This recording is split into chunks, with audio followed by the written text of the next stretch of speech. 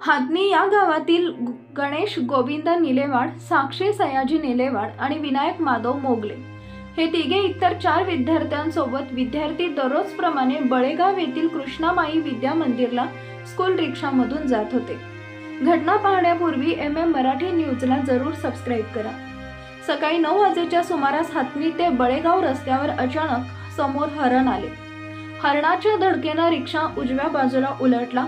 नागरिकांनी लगेच रिक्षा सरळ केली। यावेळी रिक्षातील उजव्या बाजूला बसलेला गणेश, साक्षी आणि विनायक ही तिन्ही मुलं गंभीर जखमी झाली।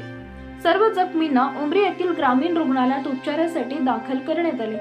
इथं उपचारादरम्यान गणेश गोविंद निलेवाड याचा मृत्यू झाला, तर साक्षी आणि विनायक यांना अधिक उपचारासाठी नांदेड इथं रवाना करण्यात आले।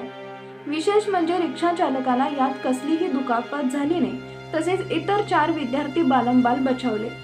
गणेश निलेवाड यांच्या पश्चात 3 बहिणी, आई, वडील असा परिवार आहे। मुलाच्या मृत्यूची माहिती मिळताच त्याच्या नातेवाईकाने एकच टाहो फोडला।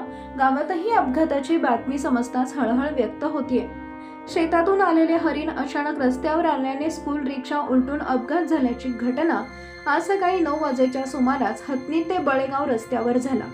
या अपघातात एक विद्यार्थी ठार झाला असून इतर दोघे गंभीर जखमी झालेत।